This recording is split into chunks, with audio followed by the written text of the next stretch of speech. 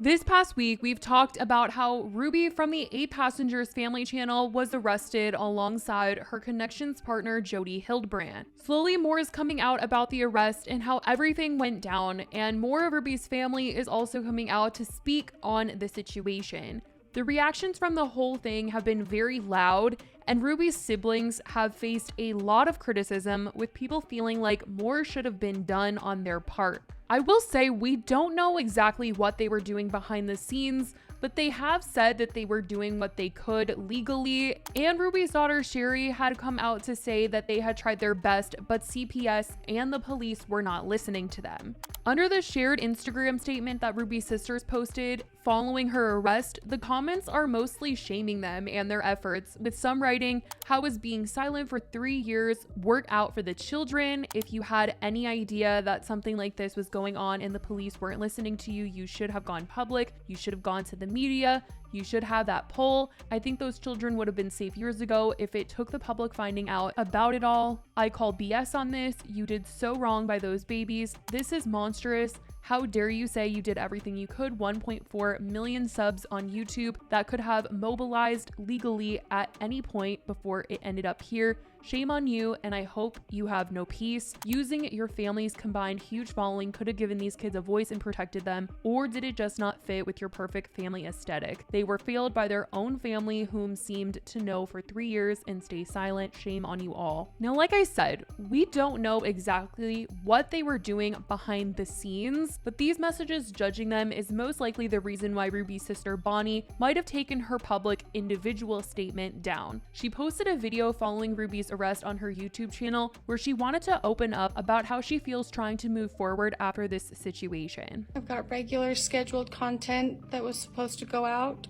tomorrow, Friday, and it is Thursday evening, and this week has been nothing that I could have anticipated. I don't think any of us could have really anticipated. If you have the internet, you have seen news articles on my sister, Ruby, from the 8 Passengers. And my sisters and I, we are on the very same page. We put out a message. You can read that on Instagram. And for the last 3 years, we have truly clung on to each other and offering support to one another. And I don't think any of us could have ever seen this coming. We all did as much as we could legally, and you don't know what you don't know. I do feel a little bit numb at this point. The only thing that we ultimately care about is that our nieces and nephews are safe, and they are. And that is the only thing that matters to any of us. It is going to feel weird for me to move forward. And I think, do I just move forward? Just take it a day at a time. Who knows what anything has in store, but we just know right now that those kids are safe. I don't have any thoughts even for myself. I don't know what I would even tell myself, let alone tell all of you. I think times like these is where it really tests your belief in God. And I know that timing is everything, and I know that they will be taken care of. I know the kids will be okay, and I know our family will be okay. And things like this happen, and somehow we each find a way to move forward. No matter what situation you're finding yourself in, the sun rises every day, the sun sets every day, and each day you move forward. That's all you can do. Like I said, this video has been taken down, and I can imagine it's probably due to the criticism that she received after posting this.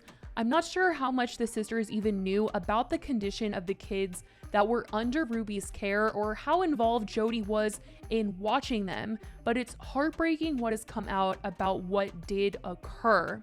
I will say I talked about Bonnie's statement on TikTok, and some people in those comments were reacting much different than the comment section of Ruby's sister's post, with people defending them, saying, "I don't think people know how much it takes to actually get something accomplished when it comes to CA." I believe they did what they could. From what I've heard online, the sisters have tried to get CPS involved before, and there's only so much they can do. Sounds like she didn't know what was happening, or at least not knew how bad it seems to have been. People don't truly understand how hard it is to do something without solid concrete proof of something, and if the lady cut people off from communication with her, let alone the kids, and without solid proof, what does anyone expect them to do or be able to achieve? Like, be for real.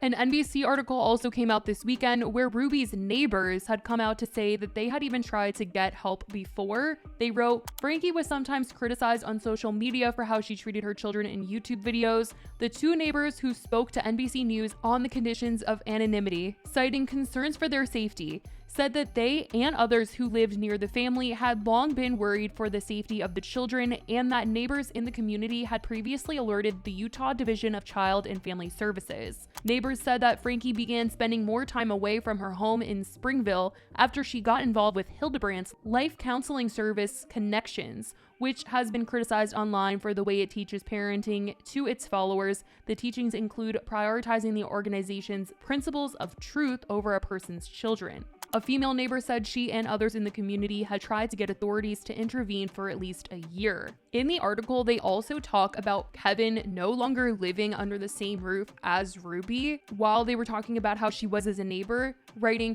neighbors said Frankie would insert herself into neighbors' lives, with one neighbor citing an instance in which Frankie gave a sermon-like lecture over what she called inappropriate posters of women posing in shorts that were displayed in a garage. Frankie kicked her husband Kevin out of the home last year, a source with knowledge of their relationship said. They also claimed that after Kevin was out of the home, Ruby would leave the house for weeks at a time, even though the kids were there, and also said that her youngest daughter would be seen just roaming around the neighborhood, and it didn't seem like she was in school.